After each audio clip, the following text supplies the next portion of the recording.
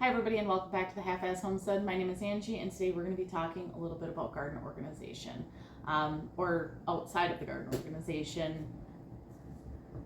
I have struggled with like the pre-season to gardening pretty hard. I panic a lot. And I don't have the easiest time staying focused.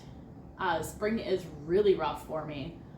And I expect it to be even worse with the homestead this year. But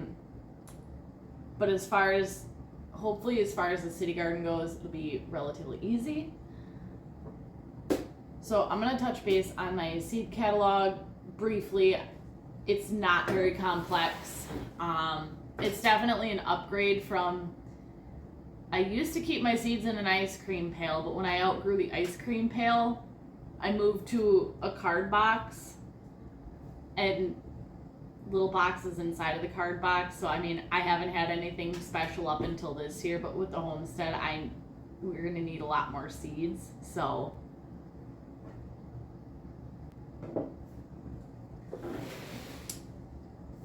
we're going to open up this bad boy.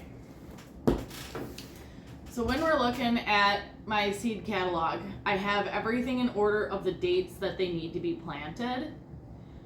Also, I have like items grouped together. So my first section are my onions and asparagus. Those get planted first. So therefore, they're first on my list. They're not like items, but you might be catching my drift. Since I do have quite a few peppers, there's going to be more than this, but I do have quite a few peppers. My peppers are in their same section. They're going to get planted, 8 to 10 weeks out with the tomatoes and tomatillos, which also have their own section. The next section would be mostly brassicas. I have broccoli, cauliflower. There's also celery in here, and my melons, which get planted 6 to 8 weeks out from my last frost. Little voiceover action.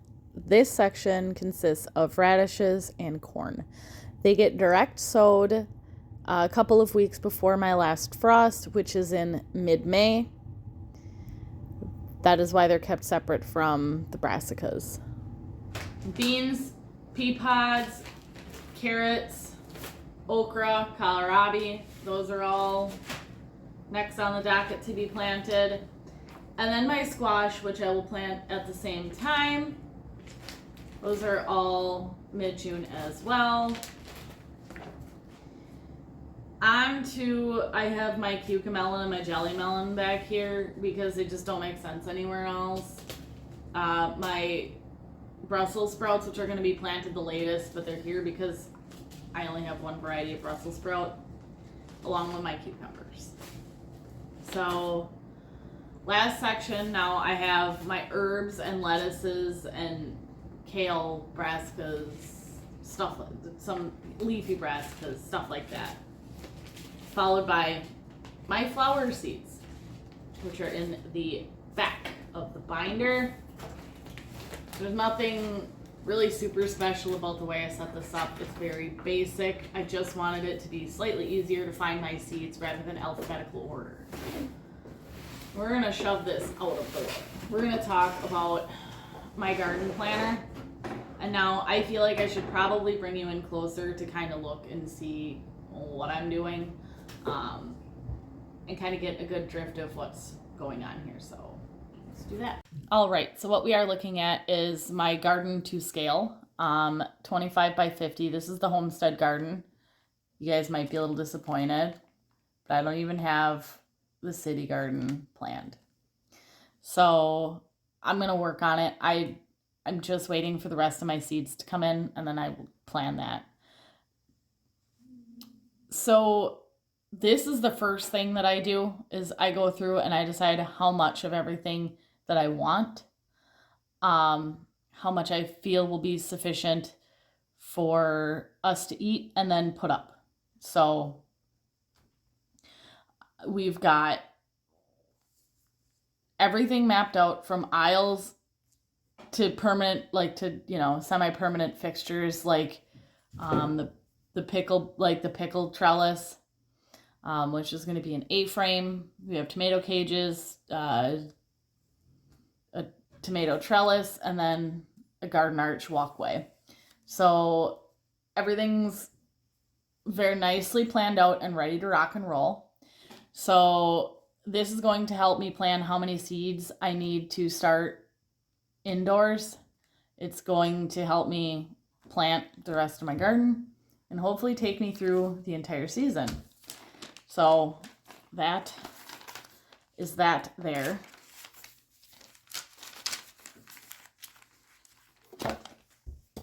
The next thing we have, which is what I'm most excited about, this year I took all of my information from my seed packs. I did this last year too, but I never saved the document. I just printed it up for the year. I saved the document, and we're actually using more information this year. I took it a few steps farther. So what you'll notice is I have the type of vegetable followed by the variety. So that is the, like red noodle pole bean. Whether it's container friendly, the depth of the planting, the depth you plant the seed, followed by the plant spacing, how many you plant per hill, how many you thin the hill to, whether it is climbing in nature, and the date that I need to start them indoors. So this is gonna like roughly take me through. This will obviously change next year. So what I do is I go back, I look at the seed pack. So it's 6 weeks out. I go back and I count 6 weeks from my last frost date. And that's when I'm gonna start my plants. So that's how I figure that. Days to maturity. Like the thing is, like with Baker Creek, a lot of them don't have the days to maturity. So that's something I should probably look into figuring out this year. If I'm direct sowing it, it gets a date over here. And second sowing, some of these things I'd like to test.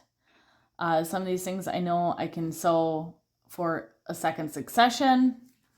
So that is my Excel spreadsheet, which I absolutely am in love with right now. Here, now I've ripped the pages out of where I had them written in because I'm such a disaster. I have my notes for what I wanted to change in the garden for 2023. So this is 2022 notes. Projects that I'd like to do. For the next year. The next page consists of how many plants I planted, whether I need to plant more next year, or what, like I had mice eat my bush beans and my pea pods. So I didn't get a harvest of either of those things. So I have the reason why I didn't get enough, and if I didn't know if it was enough because I didn't get enough. You get the idea. Like, or if I need to plant less, like with spaghetti squash. I planted 3. I was inundated with spaghetti squash. I have more than I will ever eat this year.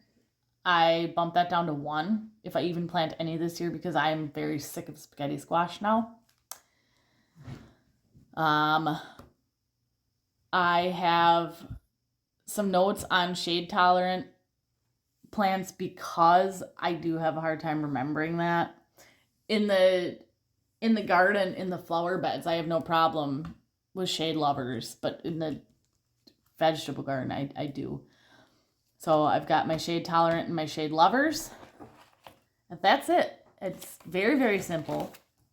I don't have a whole bunch of things. If I have other things that I feel like I need to write down, I'll just add them. That's why I did page protectors. I feel like this is the easiest way for me to keep up with it is page protectors. I am not going to sit and look for the same book. Like if I've got something on my mind or I want to go do something, I'm going to get the nearest piece of paper and I'm going to write on it, which you can see is kind of what I did already. So that's the garden planning. that's how I'm planning my garden this year. I hope you took something away to help you plan yours. And let me know in the comment section down below if you learned anything new that might help you out. But also, if you have something that might help me out, let me know, because I'm always up to maybe learn new things and make my life easier, because I definitely do like to work smarter, not harder. I would also like to thank you all for your continued support. And as always, have a fantastic week and happy planting.